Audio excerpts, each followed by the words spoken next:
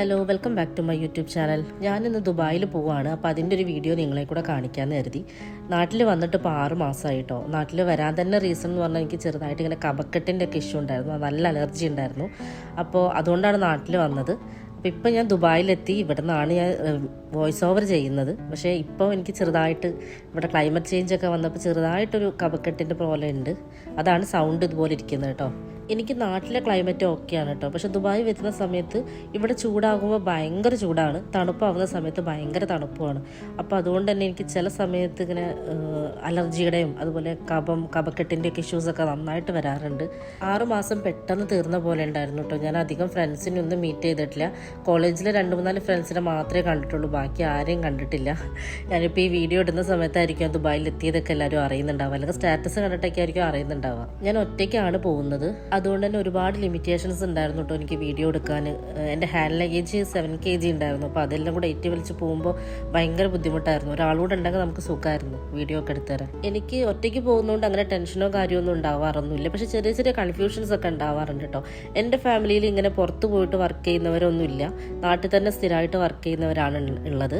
പിന്നെ ഹസ്ബൻഡ് കൂടെ ട്രിപ്പൊക്കെ പോയിട്ടുണ്ട്. പക്ഷെ ഞാനത് ഒരു റെസ്പോൺസിബിലിറ്റി ഞാൻ ഏറ്റെടുക്കാറില്ല കേട്ടോ. ജസ്റ്റ് ചുമ്മാ നടന്ന് എൻജോയ് ചെയ്ത് പോവാന്നേ ഉള്ളൂ, ഞാനൊന്നും അറിയാറില്ല. ഫ്ലൈറ്റിൽ കയറിയ ഉടനെ തന്നെ ഞാൻ ജസ്റ്റ് ഒന്ന് പുറത്തെ വ്യൂ എടുക്കാമെന്ന് കരുതി. പക്ഷെ മഴ പെയ്യുന്നതുകൊണ്ട് ഇതായിരുന്നു അവസ്ഥ.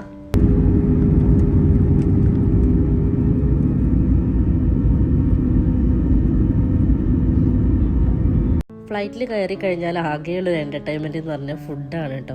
അപ്പോൾ അതിന് വേണ്ടിയിട്ട് ഇങ്ങനെ വെയിറ്റ് ചെയ്തിരിക്കും, കാരണം അത് ഇങ്ങനെ പതുക്കെ കഴിച്ചിട്ട് വേണം സമയം കളയാൻ.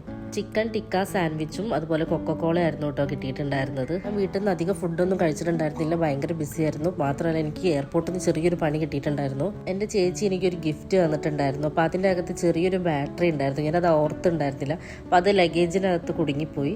അപ്പോൾ അവരെന്നെ വീണ്ടും വിളിച്ചു, ലഗേജൊക്കെ വീണ്ടും ഓപ്പൺ ചെയ്യിപ്പിച്ചു. അങ്ങനെ 1-1.5 മണിക്കൂർ ഞാൻ അതിൻ്റെ പിറകെ തന്നെയായിരുന്നു. അതുകൊണ്ട് തന്നെ ഫുൾ ഹറി ആയിപ്പോയി. അപ്പോൾ പിന്നെ ഈ ഒരു ഫുഡ് കൂടെ കിട്ടിയപ്പോൾ സന്തോഷമായി. ആൻഡ് ഫൈനലി ദുബായ് എത്താറായി. ഈ ഒരു നൈറ്റ് വ്യൂ അടിപൊളിയാണ് കേട്ടോ. വിൻഡോ അത്ര ക്ലിയർ ഇല്ലാത്തതുകൊണ്ട് തന്നെ ഫോണിൽ അതിൻ്റെ ഒരു ഭംഗി എടുക്കാൻ പറ്റില്ല, നേരിട്ടാണ് നല്ല രസം ഉണ്ടാവുക കാണാൻ. പകലുള്ള വ്യൂവും വേറെ തന്നെയാണ് കേട്ടോ. അത് ഞാൻ ഇനി എപ്പോഴെങ്കിലും വരുവാണെന്നുണ്ടെങ്കിൽ ഞാനത് വീഡിയോ എടുത്ത് നിങ്ങളെ കാണിക്കാം. അങ്ങനെ ഫ്ലൈറ്റിൽ നിന്ന് ഇറങ്ങി ഇനി എക്സിറ്റ് ചെയ്യണം. അപ്പോൾ അതിന് വേണ്ടിയിട്ട് മെട്രോ കയറിയിട്ട് വേണം കേട്ടോ അങ്ങോട്ട് പോകാൻ.